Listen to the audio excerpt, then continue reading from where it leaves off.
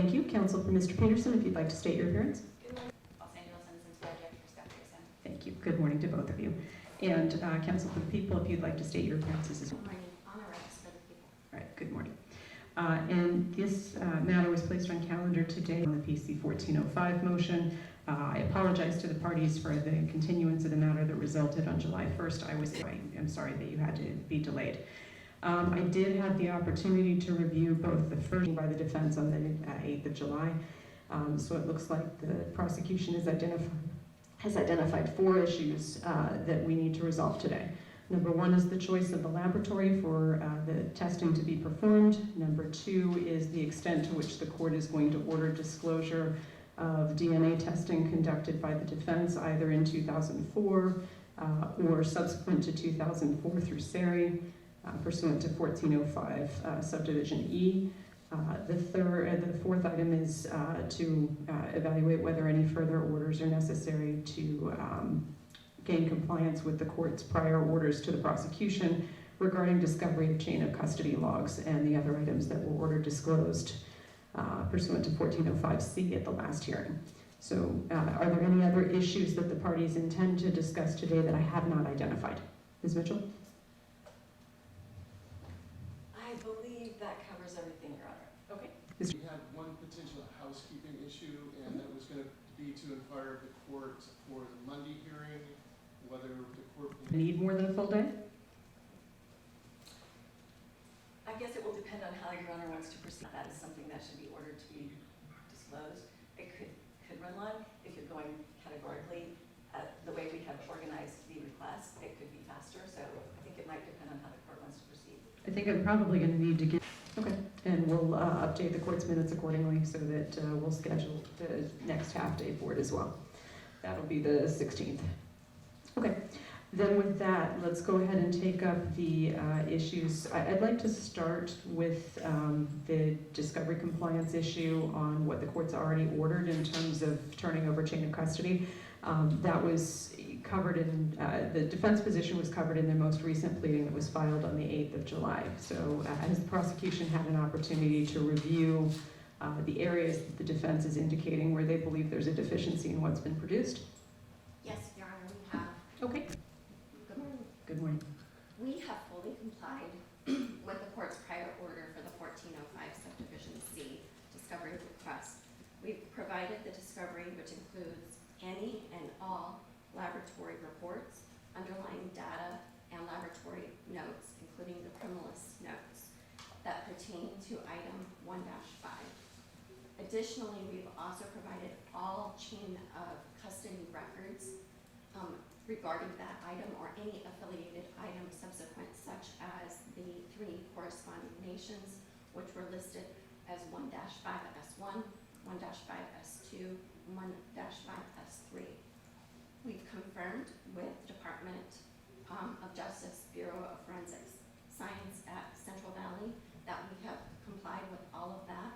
We further followed up with MPD, Modesto Police Department, that we have any and all logs which have been provided. Today we have a disc to show the court that we have provided all of those items, and it is listed in categories. Due to the nature of sensitive materials on that disc, we don't wish to admit it into evidence and accidentally undo a prior sealing order, Your Honor, but we have either the disc ready for the court to, we can lodge it with the court to review, or if the court would prefer, we also have a binder full of all of the printed materials, including confirmation that the defense has received all of these materials. So with that, we do not know what is deficient. I understand that they are pointing out 1-5A as the adhesive, which we know based off of the records that are all attached in there. That was the little piece of adhesive that Pinkio, the criminalist, did, where she took a little sample to confirm the thread count on the back of the duct tape.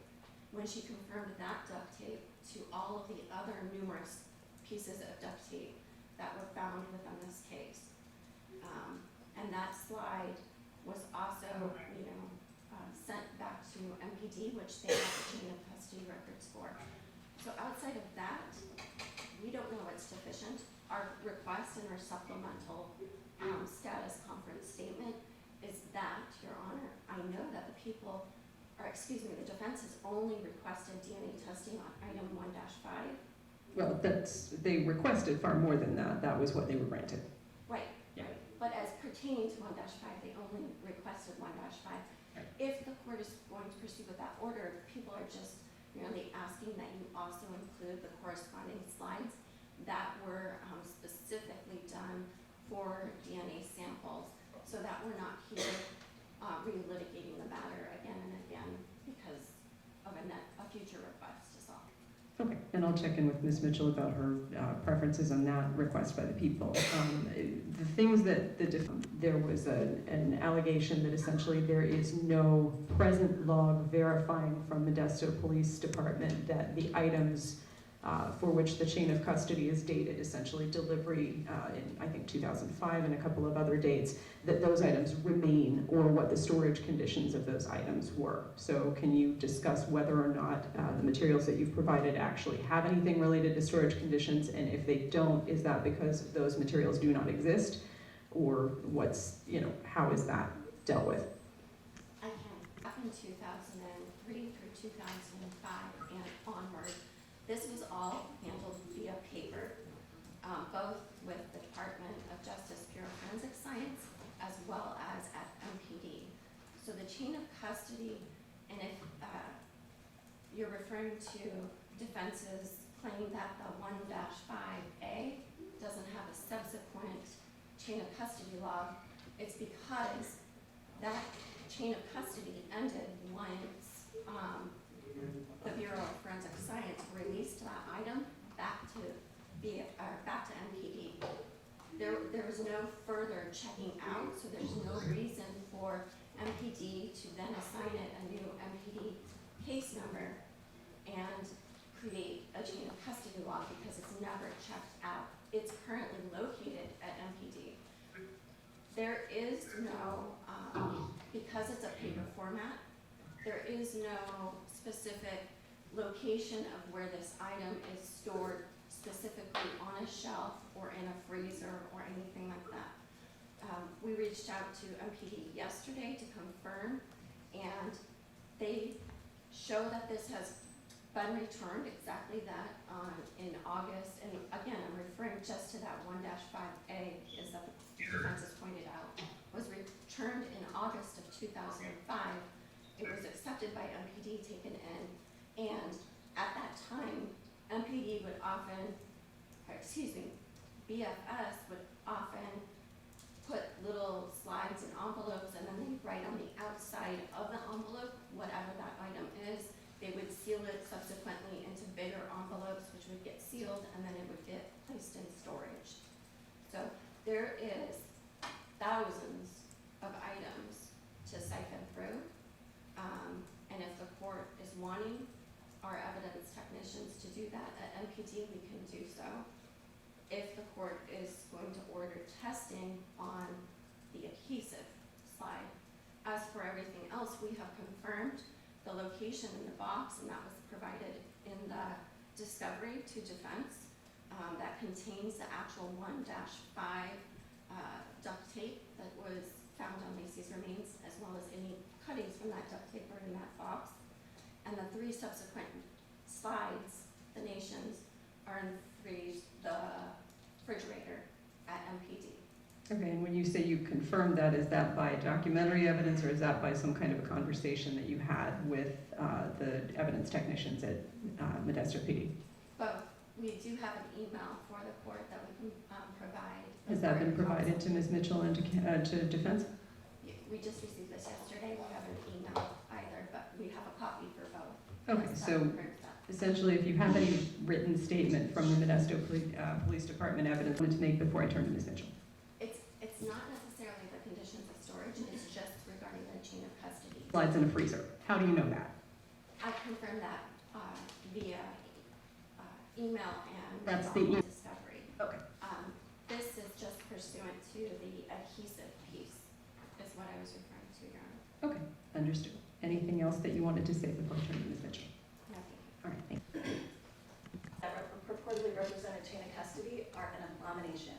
I've never seen such poorly documented evidence, collection, retention, transfers. This is far, far short of what we need in terms of a documented chain of custody.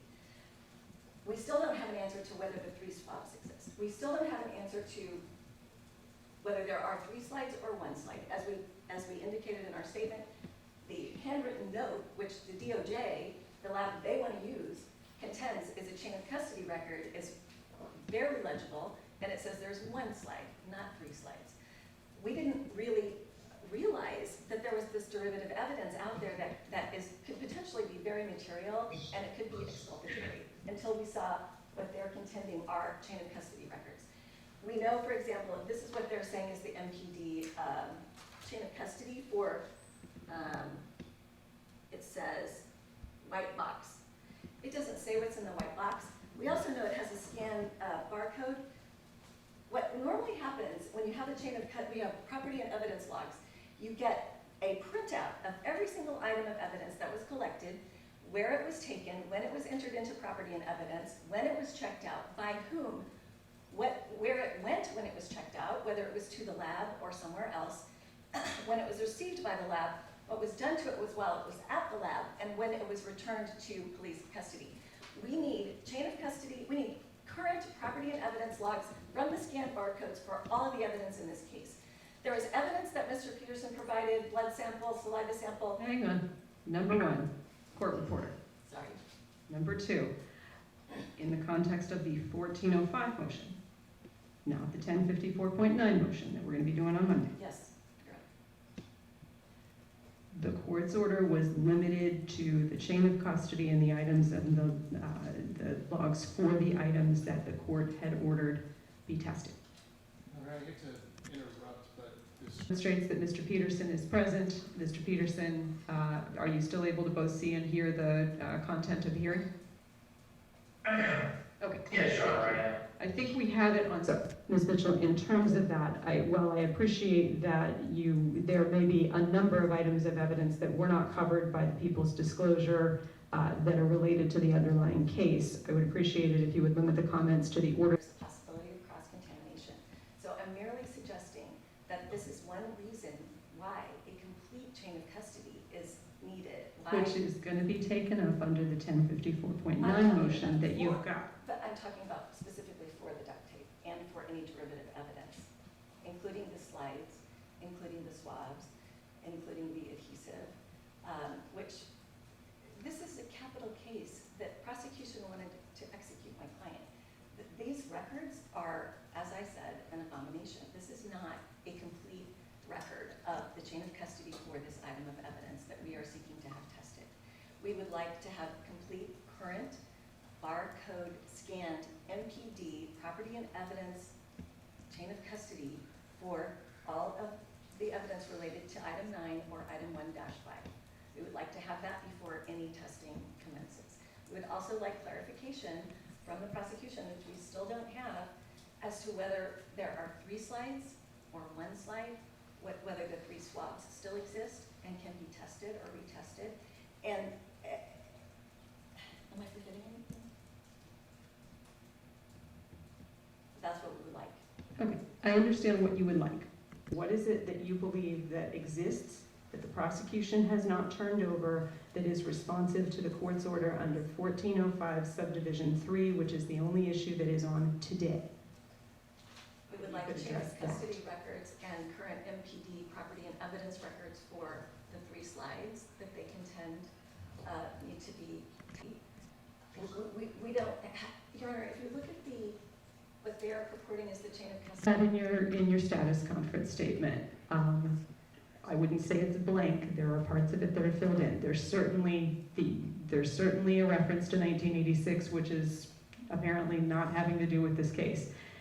Here's my issue, Ms. Mitchell, and here's what I'm that the court may order the prosecutor to make all reasonable efforts to obtain, and police agencies and law enforcement laboratories to make all reasonable efforts to provide the following documents that are in their possession or control if the documents exist. I fully understand the frustration that comes with things that may not be legible. I can't order them to make the handwriting better. If the records are an abomination because the records were not kept appropriately or not kept to the standard that might have been better organized to really describe what's in the envelopes that are being transported, that's one thing. But what I'm being asked to evaluate is whether the district attorney has made a reasonable effort to communicate with the laboratory to provide what exists, not what should ideally exist if they had done the job the way you would have preferred they did it. What evidence or what suggestion do you have that the district attorney's office, since my order, has not made reasonable efforts to communicate with the police laboratories, and the police laboratories have not provided the documents that were required as they exist? That's what I'm asking.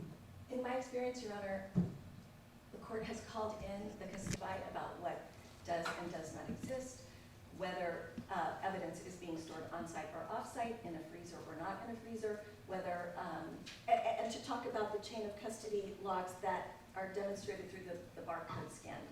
Having counsel show up and talk about what they've done and who they've spoken to, we just got this email, I haven't even read it. I think that we need a little bit more inquiry into the status of this evidence. 3 slides in a box, what they have provided to us, it says that there's a white box. I just don't think that this is, I think we need more information. I think if the court is going to order this tape and any derivative evidence from the tape to be tested, we need to know what the chain of custody is, what it has been, where are these items now. They still haven't indicated where these items are at the Modesto Police Department. I respectfully disagree because I think I just heard the prosecutor tell me at least some of the items are in a freezer. But, okay. Anything else you want to say, Ms. Mitchell? I'm deeply concerned about the way this evidence was handled. If this is any indication of what's happening with the rest of the evidence, we're going to have a lot more litigation, Your Honor. Thank you. Efforts is that the prosecution provide a verified declaration by the Modesto Police Department chain of custody, essentially custodian of records, indicating that they have reviewed the materials that were sourced from Modesto Police Department that were provided to the defense, and verifying that they are a complete record of what Modesto Police Department has for the chain of custody for the items that the court ordered turned over. I will similarly order that a custodian of records for the Bureau of Forensic Sciences or any other laboratory that was involved in the production of chain of custody records, bench notes, etc., review the materials that the prosecution has provided to the defense and file a declaration verifying under penalty of perjury they are a complete set of responsive documents that are in the possession of the agency. And the court will, in terms of the deadline for that order, how long does the prosecution need to have those declarations executed and filed and served on defense?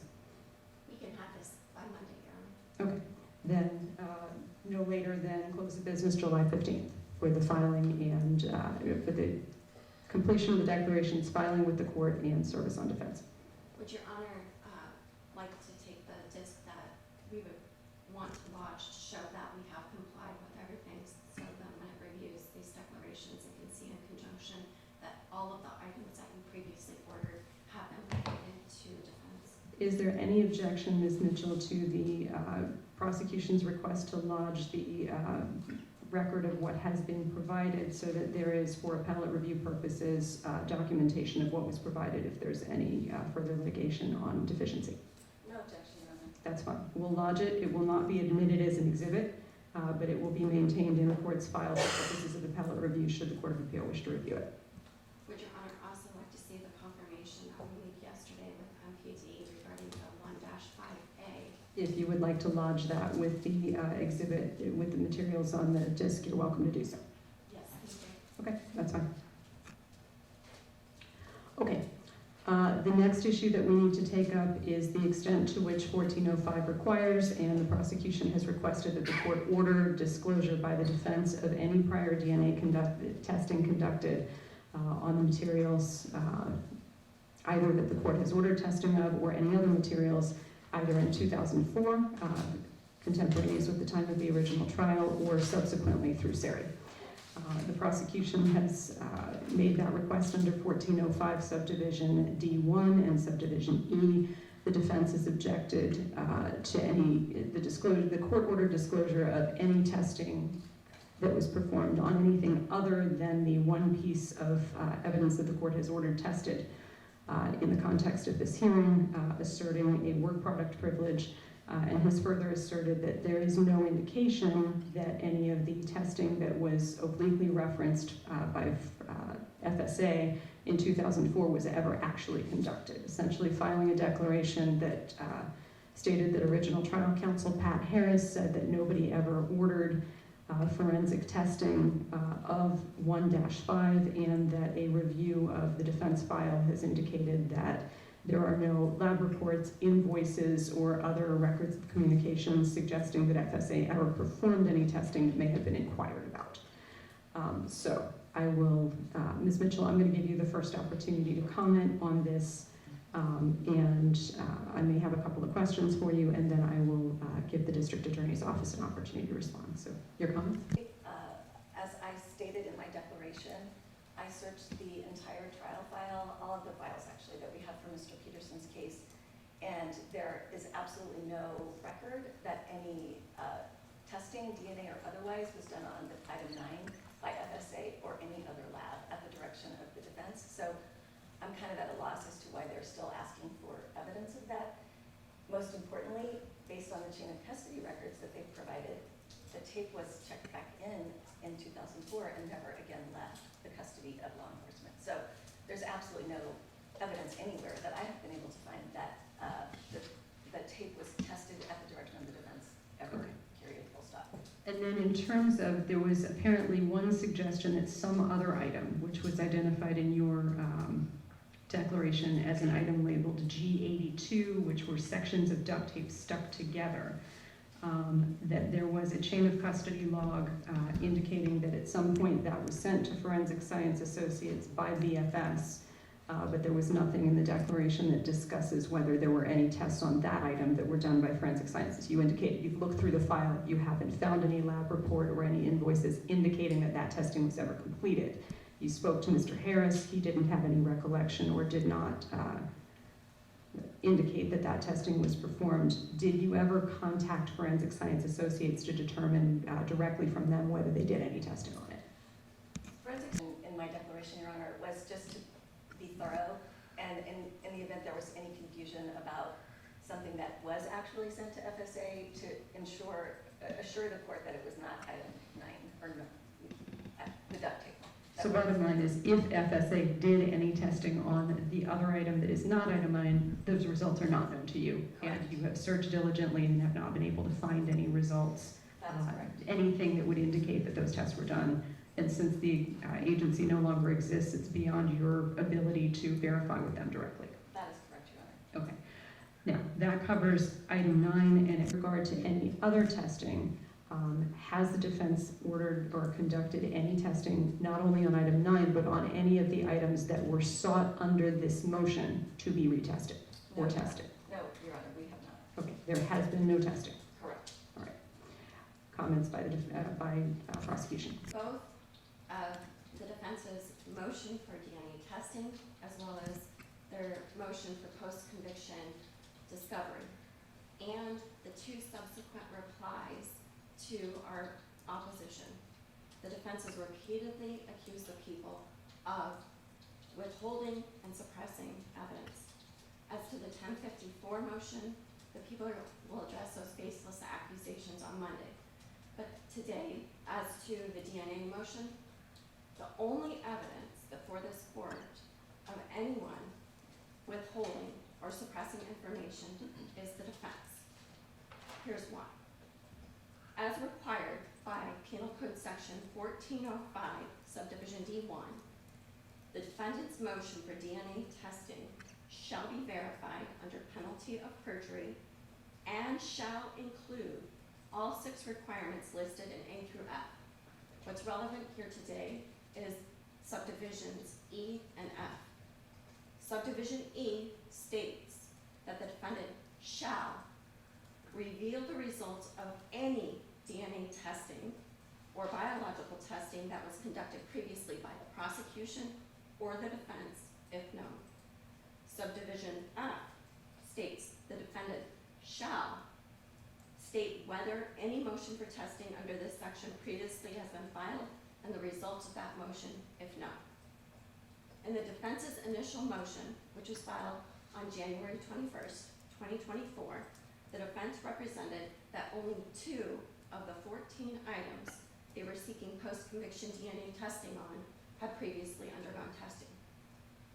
On page 132 of his motion, they indicated that the duct tape from Laci's pants was tested in 2003 and shown to have human DNA present, but the DNA was not of an acceptable quality to generate a profile.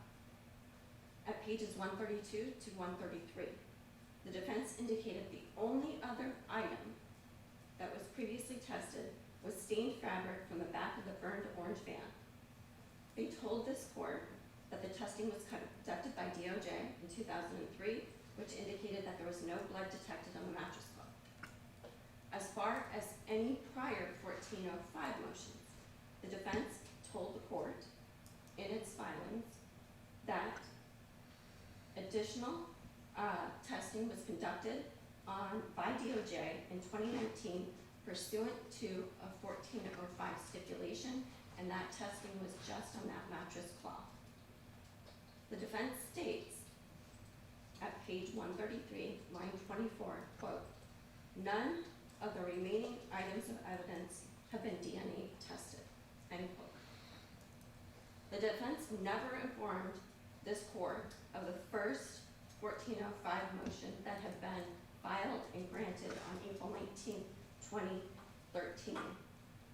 It was after the people pointed out in our opposition that this is actually the defendant's third request and second motion for post-conviction DNA testing that the defense acknowledged this in their reply. It was further pointed out that additional testing had been conducted in August through October of 2004 by defense at Forensic Science Associates. Mr. Harris, and I mean our Mr. Harris, to differentiate from Pat Harris, which was a defense attorney. Mr. Harris indicated during the people's argument before this court on May 29th that the forensic testing at FSA involved several of the same items that they were seeking DNA testing for. This included, but is not limited to, the bag of debris, including the bug that they wanted tested, the target bag, several pieces of duct tape labeled item G82, cuttings from the duct tape, and a black tart. There is attached to disc 4 on the people's opposition of our 1054.9, Bates, page 42,983, which this is the chain of custody law from Forensic Science Associates dated October 20th, 2004, sorry, didn't mean to misspeak, 2004, from Forensic Science Associates, giving the property back that I just laid, and there's just 9 different items, to the DA's office and control of custody. Ms. Mitchell has acknowledged that Forensic Science Associates has conducted testing. She's limiting that testing to item 1-5. She's not disclosing the testing that had been done on all of these other items, which should have been included in the prior motion. Under the statute, once the court learns of forensic testing that has occurred in a case, then it has a duty. As this court knows, under subdivision E of Penal Code 1405, it states, quote, "If the court finds evidence was subjected to DNA or other forensic testing previously by either the prosecution or the defense, it shall order the party at whose request the testing was conducted to provide all the parties and this court with access to the laboratory reports, underlying data, and laboratory notes prepared in connection with the DNA or other biological testing." Your Honor, we believe you did just that. you ordered the defense to provide us with any reports, notes, or underlying data regarding the 2004 DNA and/or biological testing that had been conducted at FSA. Yet, the defense is refusing to provide those results and that information to the people. There's a reason that the legislature added 1405 D1, E, and F, as well as 1405 subdivision E. It's for a court to have a full and complete picture of any and all DNA testing that's taken place in a case for the court to make an informed decision as required under subdivision G.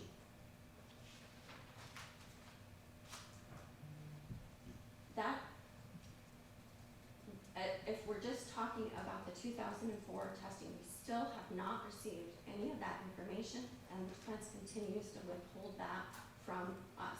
They are limiting the scope to be, their interpretation of the statute is they are only required to put in their motion and/or disclose any testing that has been done by them on the item the court has then ordered that testing for that specific item. That's not what the statute says. That is not the purpose of the statute. If you can imagine in a hypothetical, unrelated case, imagine a convicted killer files a motion for DNA testing, and they are only seeking testing on one item. They do not tell the court that there is actually 9 other items that have previously undergone DNA and/or biological testing, including a murder weapon. They do not tell the court when they file their motion that those 9 other items detected a genetic profile that was coinciding and consistent with that convicted killer. They leave that information out because that's not the one item that they're seeking DNA testing for. Would it not be relevant to this court making its decision under subdivision G to know any and all forensic testing that has been taken place in a case, including the items that they have asked testing for? They have not done that yet, and the court can't make an informed decision under subdivision G until it has that information, including, and I will wait to comment on the additional requests. I'd actually like to hear whatever comments you have on the requests about whatever testing may have were sought to be tested under 1405 as the subject of this motion. So if you want to make comments on that, why don't you go ahead and do that now, and then I'll give Ms. Mitchell an opportunity to respond. The people, in doing our due diligence and trying to reach a stipulation during this past month, we have learned in doing so that the defendant has not been transparent with us and this court. We reached out to Siri and we inquired about its policies as well as the cost to have the people's expert present. We learned that was $2,000 a day. When speaking with Siri, we learned that they have been conducting DNA testing or biological testing on evidence in this case or items in this case at Siri. We further learned that when we reached out, that that Gary Harmer is the defendant's DNA case manager at Siri. He indicated that the defendant and Ms. Mitchell are his clients. We learned that Mr. Harmer concluded his testing in this case in December of 2023. That was before this instant motion was filed before this court, yet nothing was mentioned in the motion about what testing they've been doing. When we asked Siri, as well as the defense, to reveal the results of any DNA and or biological testing that has been doing either at Siri and any other laboratory, the defendant, through Ms. Mitchell, refused to give us that information and claimed it was work product. We know under 1405 subdivision E, that waives any work product claim. It's mandatory. A court orders that information and/or would order that information. Somebody cannot invoke a work product privilege at this point because that 1405 is mandatory in order for the court to make its findings under 1405G. If the defendant or defense does not want to comply with the statute and the obligations that it's required and invoke a work product claim, they thereby can do what they did with the motion to seal and withdraw it in its entirety. They maintain their work product privilege, but they thereby forego its third request for DNA testing. We don't know, and the court does not know, what items the defense has been testing. And I know we're going to get into the different labs and what is perfect and what's not perfect to be selected as a neutral laboratory and qualified laboratory in this case, but they're asserting that this is the neutral laboratory to do this testing. The people have grave concerns because the defense has already been using this lab to do testing, but they're refusing to disclose to the court and the people. They haven't been transparent. In order for the court to make its decision under subdivision G, the court has to grant that motion, it has to establish that all 8 of those requirements have been established. It must, subdivision G says the court must find that the requested DNA test would provide results that are reasonably more discriminating and probative of the identity of the perpetrator or accomplice, or have a reasonable probability of contradicting prior test results. How can a court make that weight, that evaluation, those findings, if it doesn't know what the prior test results have been in a case? It cannot.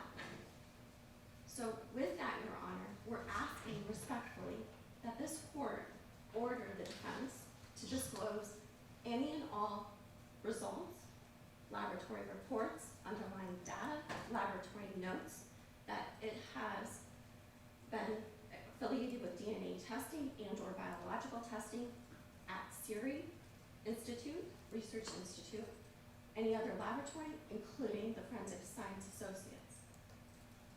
And with that, we also ask, because the court has not had the ability and all the information to actually make that evaluation under subdivision G, that it reconsider its prior May 29th court order until it does have all the information to order the testing on item 1-5. Your Honor. So in terms of your argument about the scope of would require the disclosure of testing on anything that is not sought to be either tested for the first time or retested under 1405 as part of the scope of the motion, because the court's obligation under 1405 subdivision G is to determine and make findings as to whether or not the items of evidence sought to be tested, as stated in G, have been tested before or have not been tested before.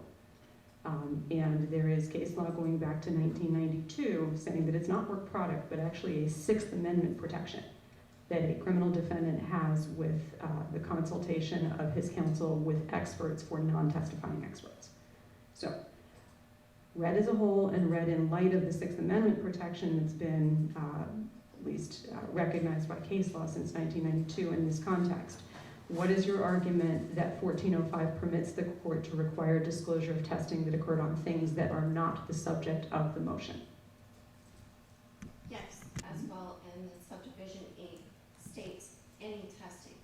Right, I know D and E say any testing, but then when G talks about what findings the court has to make in order to make a determination about the motion, what G says is, get to my notes, and this is subdivision, determine whether the evidence sought to be tested under the motion meets the condition of either not having been previously tested or having been previously tested, but there being reason to believe that present testing methods would result in a more discriminating result, or a result which is potentially contradictory to former test results.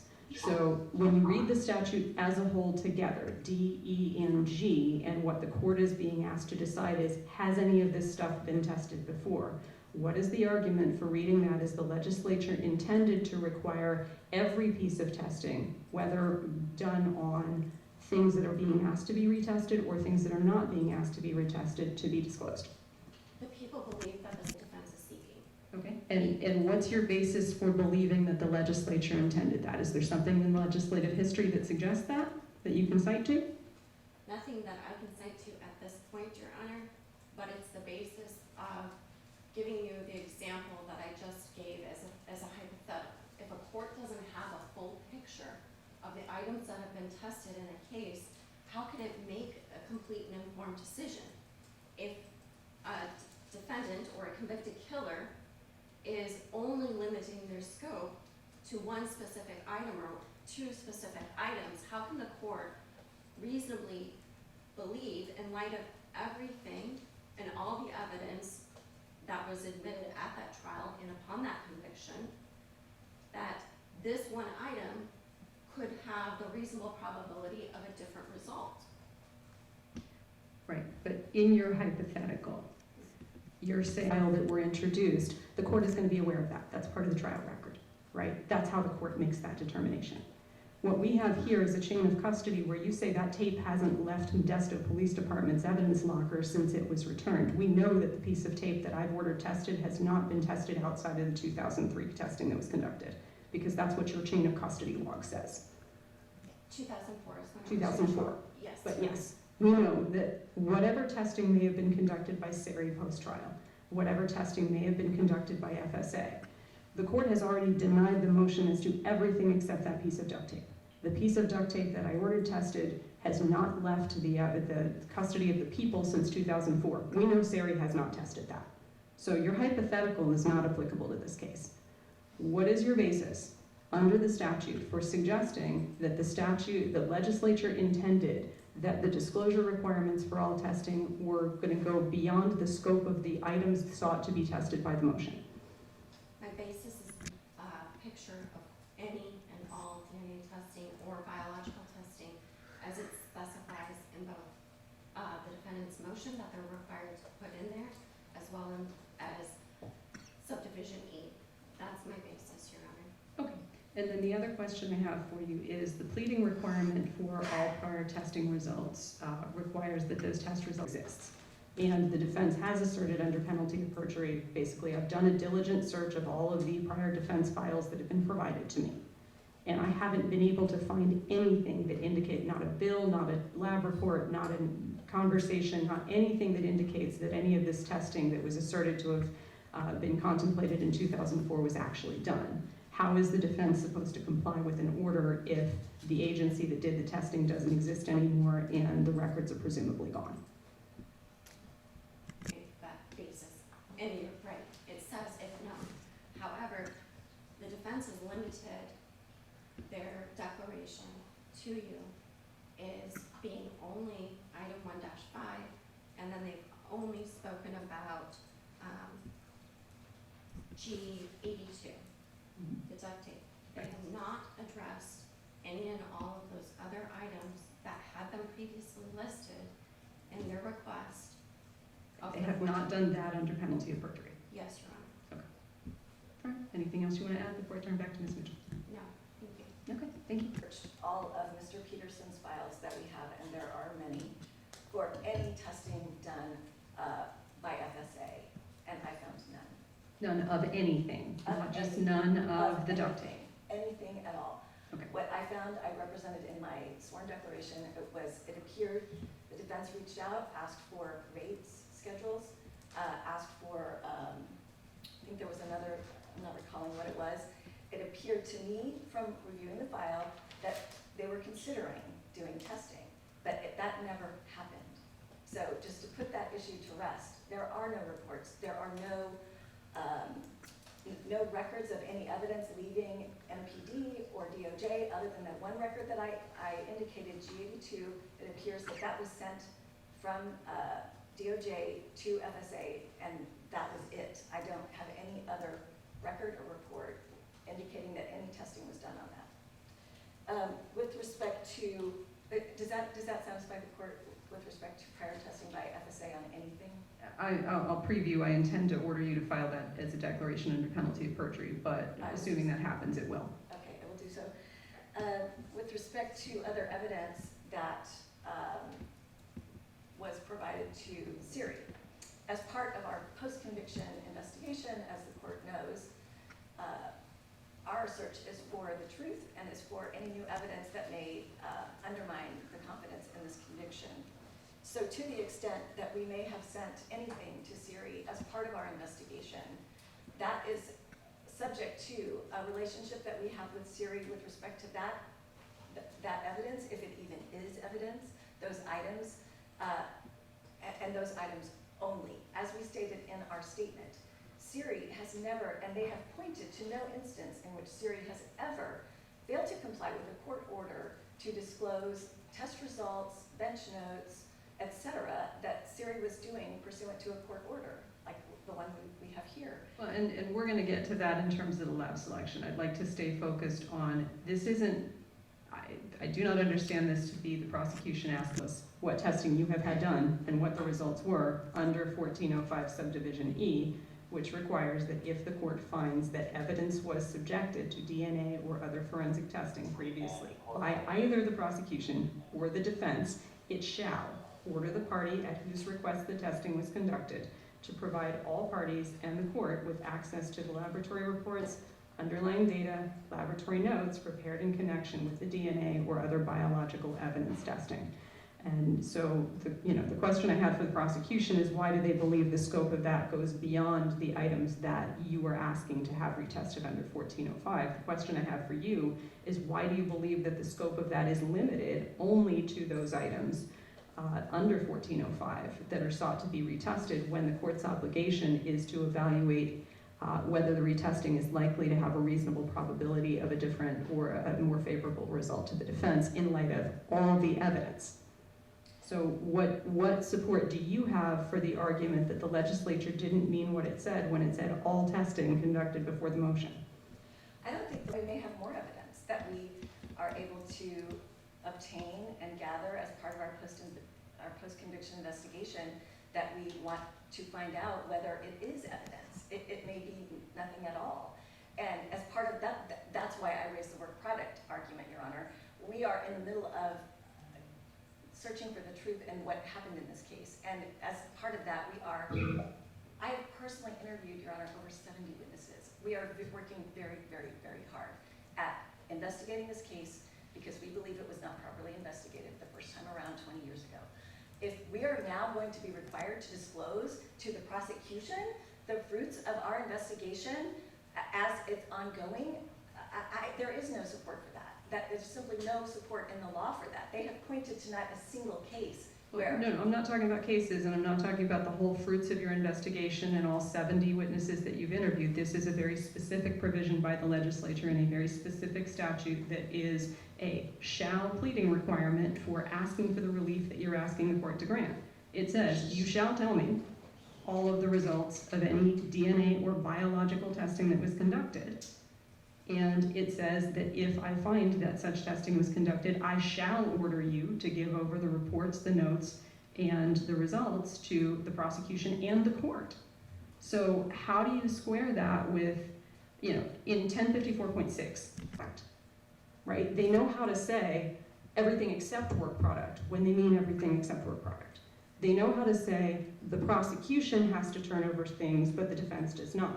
They could have said in the statute, any testing conducted by the prosecution has to be disclosed, not the defense. They said the prosecution or the defense, and they said if the testing's done, the court shall order it to be disclosed. That is plain language inconsistent with an intent to protect a work product doctrine, which is statutory, not constitutional.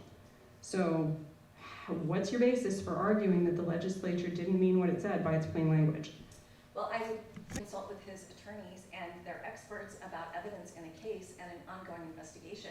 I don't believe under the Sixth Amendment, we, as Mr. Peterson's counsel, are required to disclose to the prosecution the fruits of our investigation, our expert opinions about evidence. That's what I would rely on, Your Honor. And whether in the context of 1405 or some other post-conviction proceeding, as opposed to pre-conviction, because all I found was Prince in 1992, and that's pre-conviction. Again, I believe this is another life. I frankly didn't think this would be a close call, but I would be happy to research that if that would be helpful to the court. Okay. All right, is the matter submitted? Submitted, Your Honor. All right, 5 subdivision D requires as a condition of the pleadings of motion that if you're asking for DNA testing that verified under penalty of perjury in the pleadings, there shall be reveal the results of any DNA or biological testing that was conducted previously by either the prosecution or the defense, if known. And that the court, if the court finds evidence was subjected to DNA or other forensic testing previously by either the prosecution or the defense, it shall order the party at whose request the testing was conducted to provide all parties and the court with access to the laboratory results, underlying data, and laboratory notes prepared in connection with the DNA or other biological evidence testing. Read as a whole, where what the statute requires the court to do under 1405 subdivision G6 is to determine whether the evidence sought to be tested has been tested previously or not, and if it has been previously tested, essentially what the difference is going to be now, or what the difference is likely to be now. At the very least, it is clear to me that the legislature intended that the pleading contain under penalty of perjury a representation about any prior test results conducted by either side for at least the items that were sought to be tested in the motion. That wasn't done in this case under penalty of perjury. So I am going to order that that be remedied. I do not think that the court's order that was made, it has been demonstrated to me at this point under penalty of perjury that there has not been any prior testing of the one item that the court did order testing on. And so it doesn't change the scope of the order that the court made or my evaluation of the evidence that led me to make that order. I have already made the findings under G that are required to order the testing of this, and I'm not going to reconsider the order that that item be tested. I am going to order that the defense correct the pleading defect and file a declaration under penalty of perjury disclosing the extent to which any of the items under 1405 that they sought to have tested, those, I think the categories of items that the court went through item by item on the 29th of May, whether any of those items have been tested by any laboratory, whether FSA, Siri, or anybody else, at the defense request, and if so, what the results of that test were, and that any lab reports, notes, etc. would be provided both to the court and the prosecution, and that be verified under penalty of perjury. I will order that. In terms of the scope of any testing that was conducted beyond that which was under 1405, which was sought under 1405, I think that there is some ambiguity there. The legislature says all testing in one place, and it is the court's obligation to look at the request for retest in light of all of the evidence that is available to the court, not just that was introduced at trial. But the case from 1992 doesn't, and if this was just a competition between a statutory post-conviction right created by the legislature, where the legislature, under precedent by the Supreme Court, has the right to put restrictions on the exercise of that right that are not the same as pretrial. This is not something where Mr. Peterson has a constitutional due process right to post-conviction DNA testing. This is a statutory right, and both the United States Supreme Court and the Ninth Circuit have held that the state legislatures have the right, consistent with due process, to place greater restrictions on the exercise of that right than they do on rights pretrial. Work product doctrine is not a constitutional doctrine, and in criminal cases, it is confined only to core work product, which is the exercise, which is a writing that contains the impressions, theories, notes, or legal research of the attorney. It's not witness statements.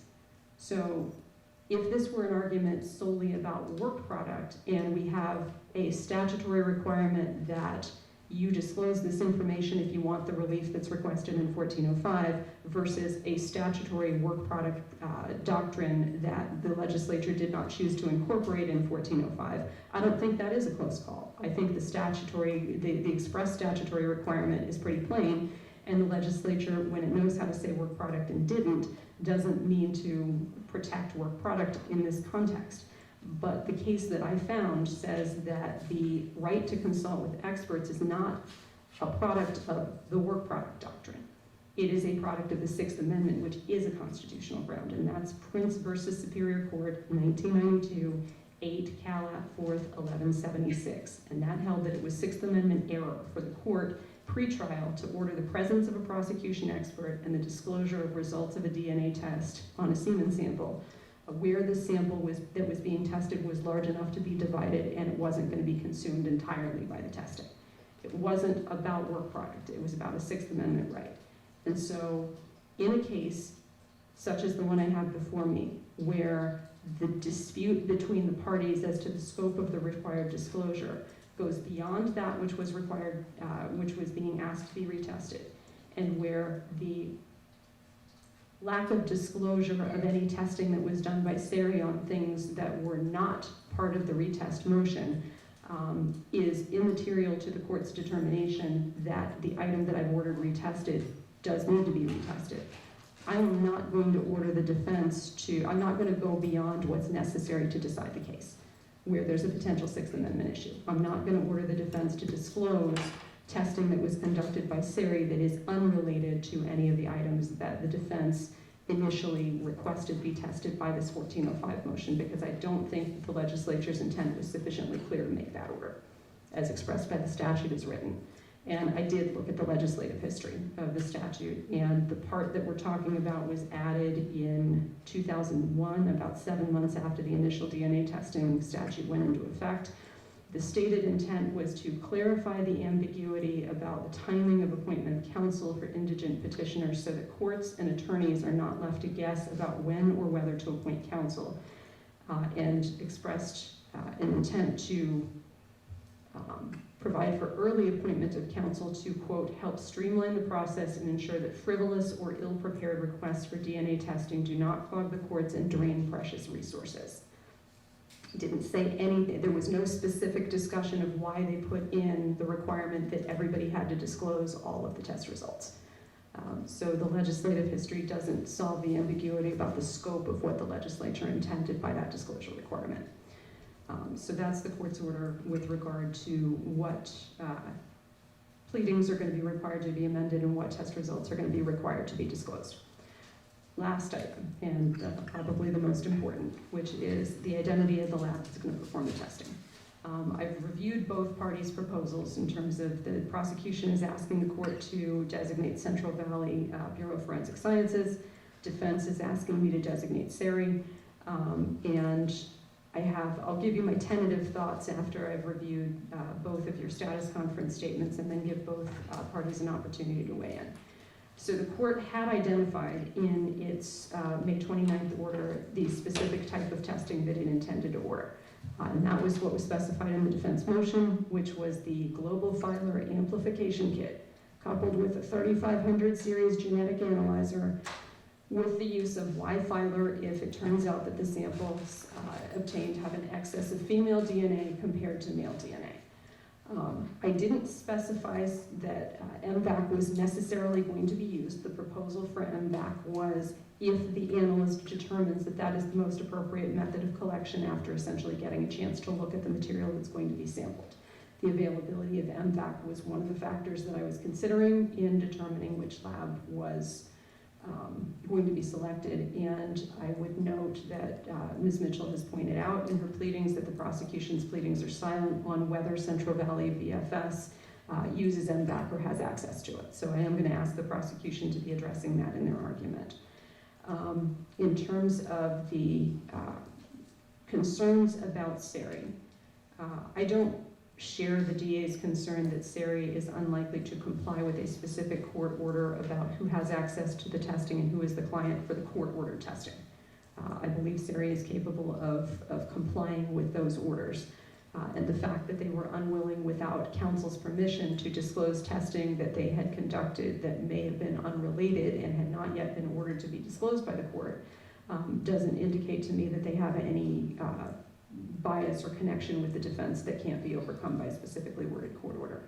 My concern about Siri is the one that I identified in the prosecution's second filing, which is that in a 5-year range between January 2017 and January 2022, using the very testing method that the court intends to order in this case, Siri had a misprogramming of the laboratory equipment that resulted in some 580 cases having results being placed under review, and a mistrial and a homicide in Sonoma County, where the case had been pending for 8 years, and the error in the programming of the equipment that led to the mistrial wasn't disclosed until 2024, when the error was allegedly corrected in 2022. That is of grave concern to the court when I'm being asked to order testing of a sample where both sides are not certain that the testing that the court is about to order is not going to consume all of the samples. I want to make sure that the lab that we choose is a lab that is capable of performing the testing appropriately, and I'm concerned that the proposed laboratory has a track record in this testing method using this testing instrument of problematic results in a number of cases. And while the defense has filed a status conference statement that basically says there are widespread problems with government labs too, what the defense hasn't said is anything about specifically Central Valley BFS having had any similar history of testing errors than the one that was documented by the prosecution recently with relation to Siri.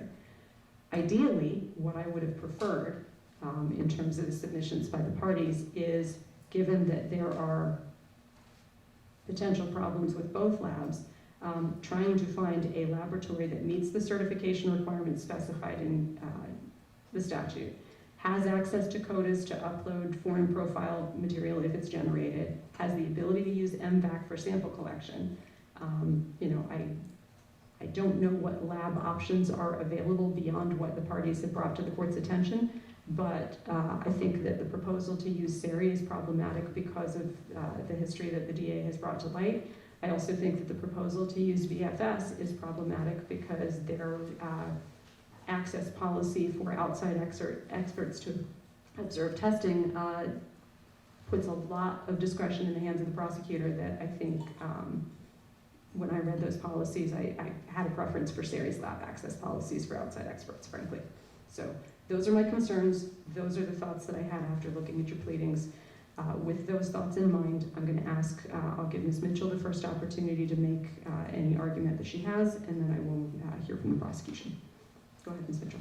Alternative labs, and if we could take a few moments, I could talk to my expert, and we could probably have more fruitful discussion.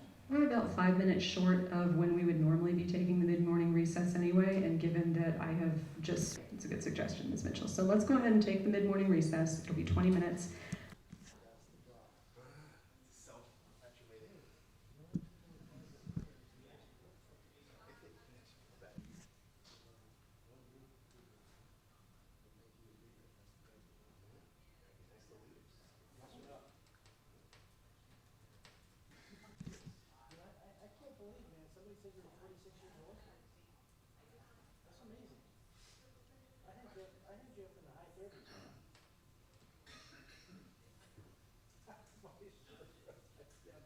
Have apparently had an opportunity to both consult with their respective teams and then to consult with each other. Any comments or any agreements reached? I have comments. If you want to go ahead and turn on your microphone. For testing, and one of the labs we would like to propose, it's called Pure Gold. It's in Redlands, and they have global filer, YSTR, they allow observers, they have MVAC. And what we talked to the prosecution about is, since we will be back here on Monday, perhaps we could have the weekend to do some due diligence with respect to this lab, which we think would be a good compromise. It's accredited. It does work for both prosecution side and the defense side. And we've heard good reports about their work from both sides. So that would be our proposal. We have checked with our grant manager And we would be able to use the grant funding that we have received from our federal grant to pay for the testing at Pure Gold. I think it's Pure Gold LLC. So that is one of the compromise options we came up with. We discussed a couple of other options, which I think both sides would like to consider a little bit more if it's agreeable to the court to revisit the issue on Monday. We might be able to come to some reasonable compromise solution. Comments by the prosecution? I just want to address first that we have grave concerns with Siri, as the court has already indicated by reading the People's Status Conference update. We do have pre-marked exhibits from the court so that the court can consider fully on a complete record what those concerns are. The defense has been provided a copy of those exhibits accordingly, and this is specifically to the Sonoma case involving People v. Carrillo, which is SCR-743205-1.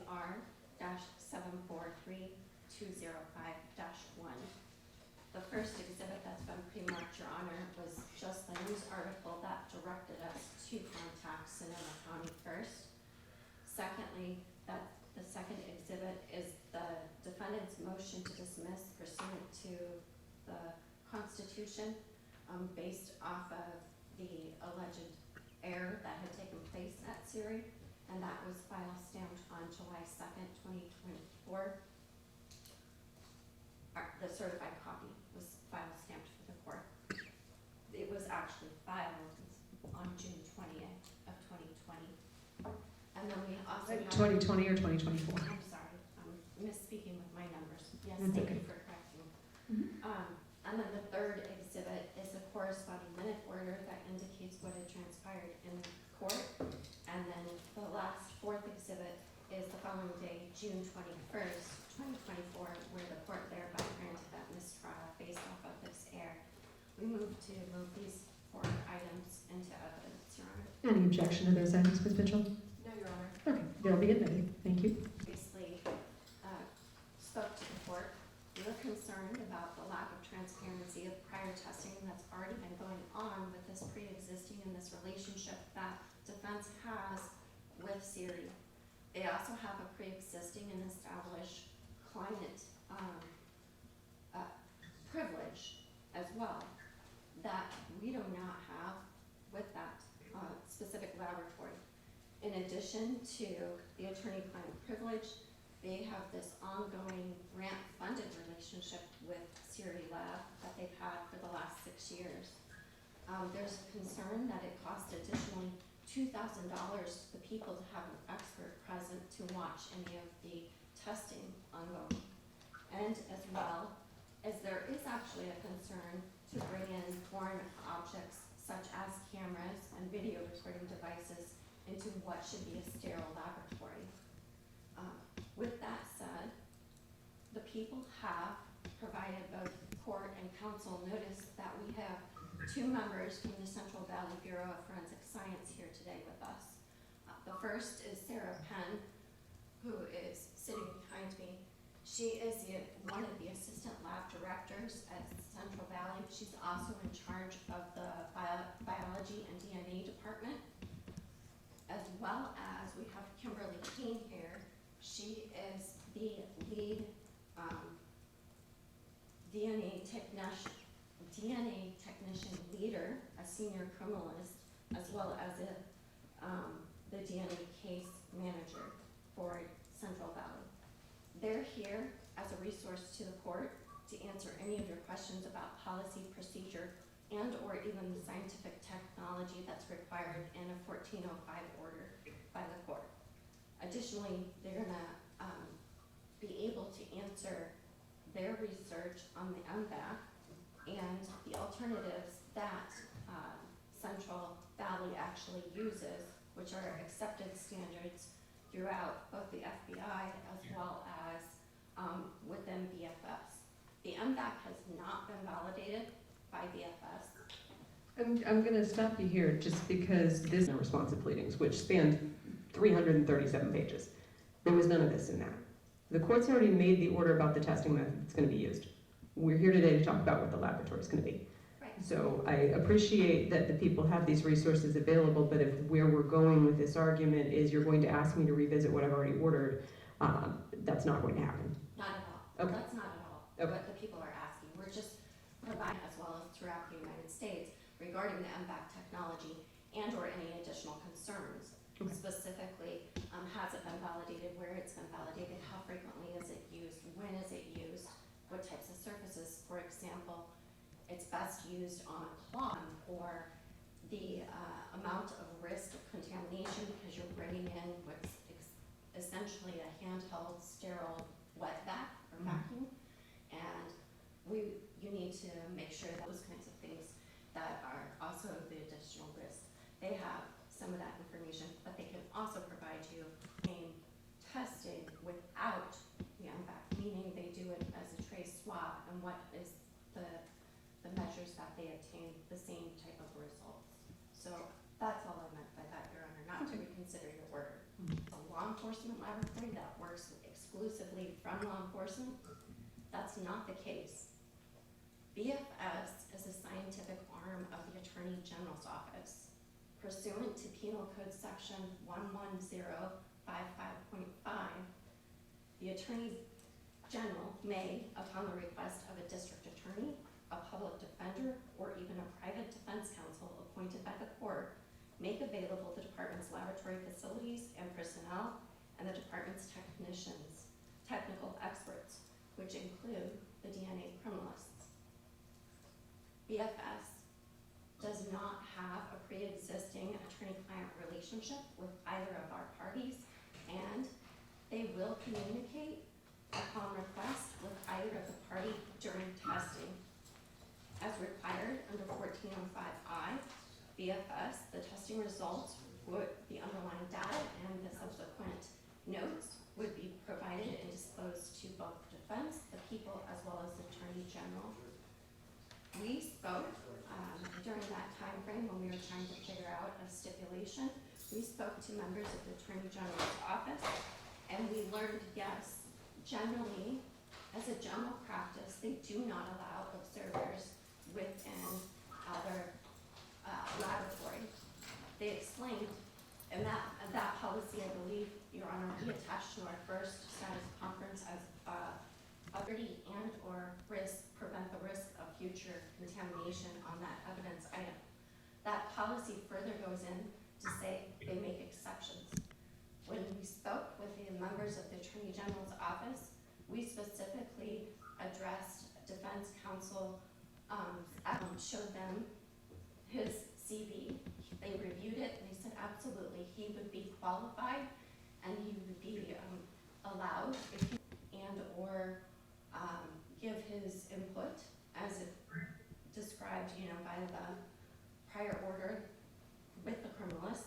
Any notice that cameras and/or recording devices are prohibited because they want to prevent any contamination. Will comply with a court order. So if the court orders that, they'll comply with it.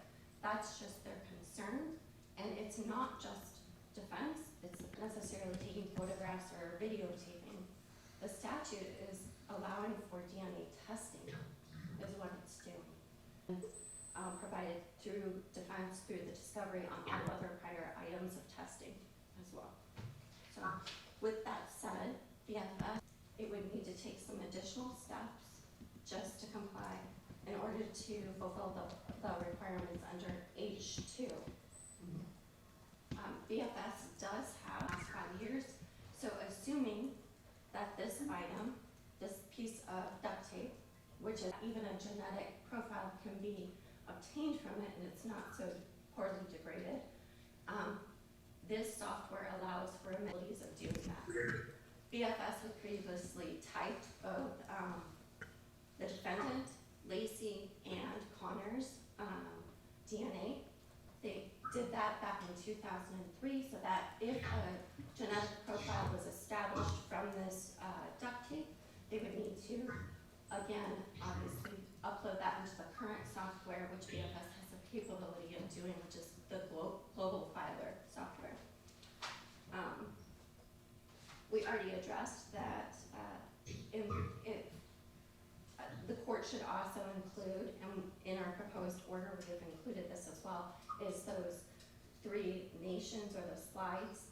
And what we're referring to is the, I want to consider chain of custody, because we need to make sure that's been maintained. And in doing so, BFS, Central Valley BFS, is located less than 15 miles from Modesto Police Department. It's a neutral and qualified laboratory, where in order to maintain that chain of custody, the court may take into account where Siri, we need to take into account costs, period. It sounds like in conversing with defense that Pure Gold may be charging an additional $2,500 for an expert from the people to attend. That's not something that the people would have in their budget. So if the court is inclined to not choose BFS as a qualified and neutral laboratory, we would need to look at how is this going to be paid for, the costs and those additional components of it.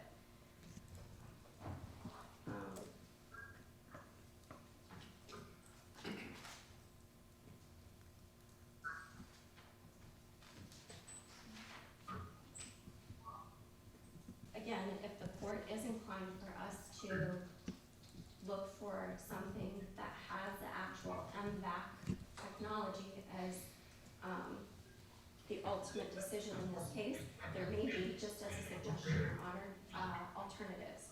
Maybe this is one of these things where the court does find, pursuant to the statute, that BFS is the qualified and neutral laboratory to do the testing. The items that the court is directing go to BFS. The defense expert is allowed to attend, observe, and do the interaction with that criminalist while that testing is being done. The defense expert may even see, upon looking at the sample, evaluating the level of if it's even degraded or if there could be any future testing, whatnot. But after that testing has been completed, and if it is even available or in a condition to go to Siri to do then the MVAC technology as the last source. So, and I say that because based off of the research on MVAC, it's used on specific types of items for testing in labs where it gets its better results. And it's going to depend on the condition, of course, of what that item is as well. So with that, I'll submit, Your Honor. Okay, and in terms of the proposal by...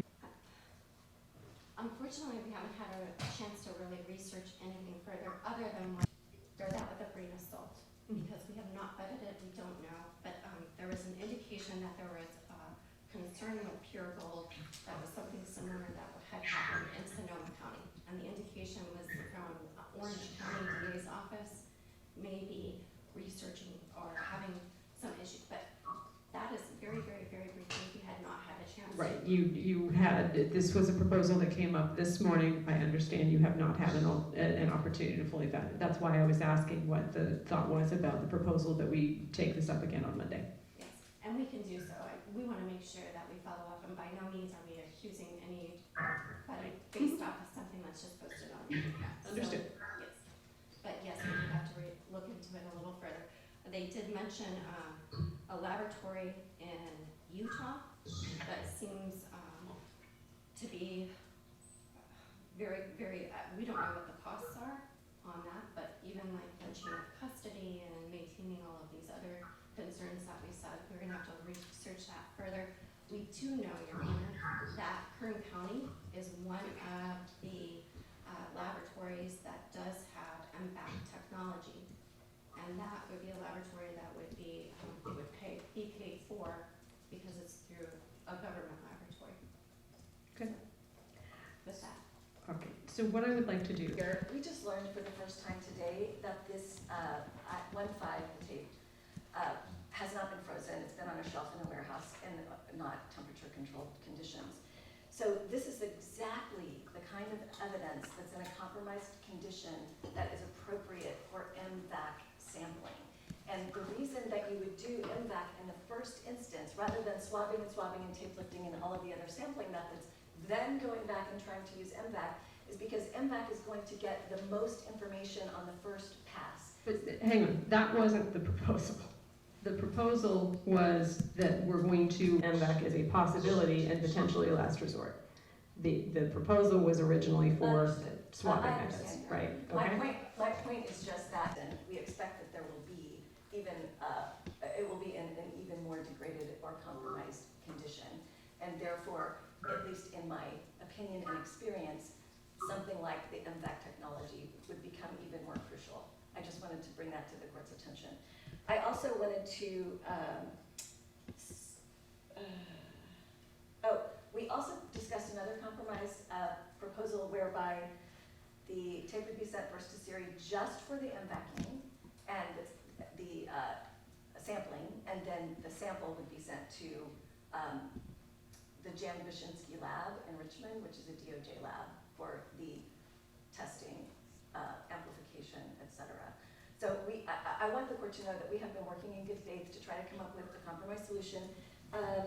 We also learned that during our meet and confer that BFS actually has not turned over all of the bench notes related to the prior testing in this case. So that was new information that was just disclosed.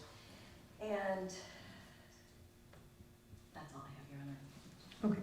Concerns about both lab proposals. I can fully understand why, particularly given some of the disputes about chain of custody and representations about the condition of the item and its suitability for testing, that the defense wants, as part of the testing order, to be permitted to photograph the condition of the items as they're tested. That is a reasonable request because it's going to go to their expert's opinion about the validity of any testing that's conducted and whether the chain of custody and the condition of the item affects that. So I am concerned about not only the limitations, which I understand that BFS will comply with any court orders about the scope of the examination, the conditions under which the testing are going to be performed, etc. But the BFS policy is very clear in essentially if something unforeseen comes up, the person that we're going to turn to resolve that dispute is the prosecutor in the first instance. This is a defense motion for retesting. This is being ordered on an evidentiary showing based on the defense. And I am, as a judge, I'm not going to be there when the testing is being conducted to do real-time dispute resolution if the experts disagree about where the sampling should happen, etc. And I think neutrality is important. That policy, as it is stated and as it has been provided to the court, doesn't communicate neutrality. That's my concern with BFS. I'm not concerned about the validity of or the accuracy of their testing methods. I certainly, both labs meet the certification standards that are set forth in the statute, or both proposed laboratories do. Siri would have to go through an extra step for upload to CODIS if a foreign profile is generated. BFS would not have to do that. That's an advantage to BFS that Siri isn't. My concern about Siri is the issue with the misprogramming of the testing instrument on the type of testing that we're doing. I also want MVAC to be an available option, whether that is through essentially ordering some kind of combined testing regimen where we start with BFS and traditional methods and then move to MVAC after that sampling has been conducted and tested. That would be one option. But I think that Pure Gold LLC might be an option that covers all of the concerns that the court has had. So I am going to defer making this decision until Monday. I want to give both parties an opportunity to investigate the compromise alternatives that have been discussed between the parties during their meet and confer, and give me their final positions on Monday after you've had a chance to do some more due diligence, and then I will make a final ruling at that point. But I want the parties to be essentially aware of what the court's concerns with each of your first proposals, and I appreciate that you appear to be working in good faith to try to reach a compromise alternative that will address those concerns. So with those pieces of guidance, we're gonna conclude the hearing today. I will see all parties on Monday. We've blocked off Tuesday morning. I'm assuming that that's what you wanted for the continuation of the discovery hearing if we're not concluded on Monday, and we will take up the final determination of which lab is going to perform the testing on Monday. Okay. Thank you all.